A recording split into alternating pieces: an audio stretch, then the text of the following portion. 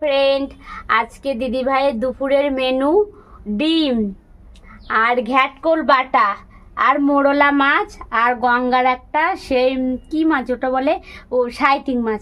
তো চলো তোমাদেরকে দেখায় আজকে দিদি ভাই কি কি জিনিস আর কি দুপুরের মেনু রান্না করবে তোমাদের সাথে সেটাই শেয়ার করছি। তো দেখো এই দেখো ডিম সিদ্ধ করে রেখে দিয়েছি আর ডিমের সঙ্গে সোয়াবিন রান্না করবো। আর এই দেখো পাশের উনুনে ঘ্যাটকোল বাটা। তো এই রেসিপিটা আমি তোমাদের অন্যভাবে দেখাবো পরে, এখন কিছুক্ষণ মানে সিদ্ধ করে এমনি রেখে দিয়েছি, পরে ঘ্যাটকোলটা তোমাদেরকে ভালো করে দেখাবো আমি কিভাবে রান্না করব। তো আগে চলো দেখি মোরলা মাছ আমি কিভাবে রান্না করবো। আর এই যে সাইটিং মাছ, এই দেখো সাইটিং মাছটাকে ভেজে রেখে দিয়েছি, মোরলা মাছও ভাজা হয়ে গেছে। আর এই যে সঙ্গে মিষ্টি কুমড়ো ভাজা, এই দেখো মিষ্টি কুমড়ো পিস। তো চলো আমার কড়াইতে তেল গরম হয়ে গেছে, তো আমি মোরলা এই যে মাছ ভাজা তেলের মধ্যে এখন আমি মোরলা মাছ কিভাবে রান্না করব আজকে একদম দিদি ভাই আজকে কিন্তু সিম্পল রান্না করবে, একদম সিম্পল। তো দেখো কিভাবে আজকে মাছটা আমি রান্না করি। কড়াই তেলটা গরম হয়ে গেছে, কালি জিরে নেই ওর জন্য জিরে তেলের পর দিচ্ছি, নইলে আমি আজকে কালি জিরে তেলের পর দিতাম, কিন্তু কালি জিরে নেই ওর জন্য সেই পরিমাণে জিরে দিলাম আমি। তেলের পরে জিরে ছেড়ে দিয়েছি, তো জিরেটা আমার ভাজা হয়ে গেছে। এই যে পেঁয়াজ কুচি দিলাম,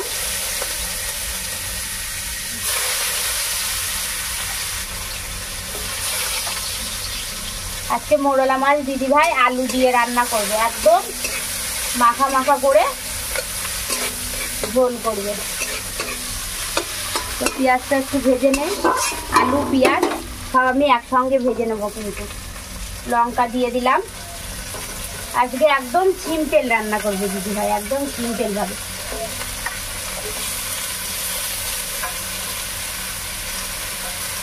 তো এইভাবে খেয়ে দেখবা, দারুণ দারুণ হবে, একদম সিম্পল হালকা।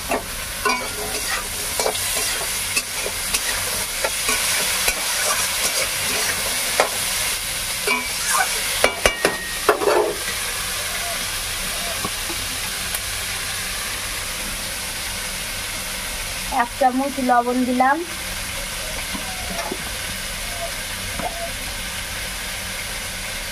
আর পরিমাণ মতন হলুদ।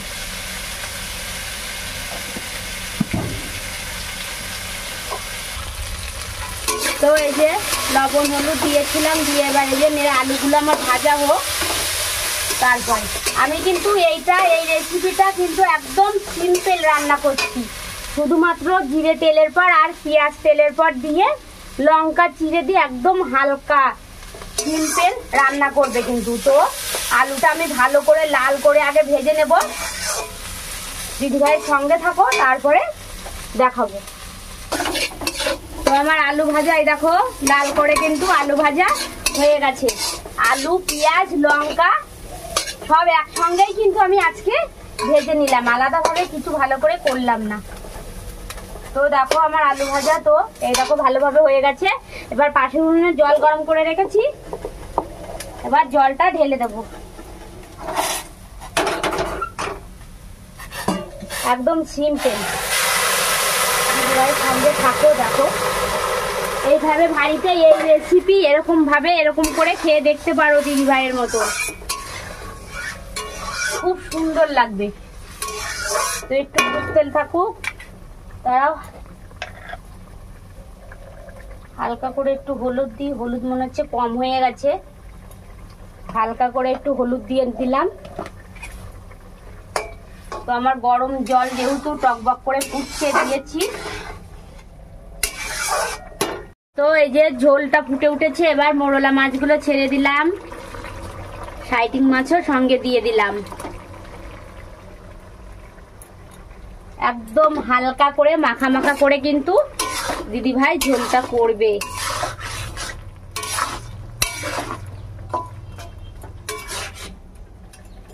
তো হালকা করে একটু আমি ঢাকা দিয়ে দেবো, তারপরে নামিয়ে ফেলবো। তো না এই দেখো কত সুন্দর হয়েছে শুধু তাই দেখো। তো ফ্রেন্ড এই একদম হালকা পাতলা ঝোল করলাম। তো মোরলা মাছের ঝোলটা মানে এই রেসিপিটা তোমাদের যদি ভালো লাগে তো একটা লাইক কমেন্ট ও শেয়ার করে দিও। টাটা।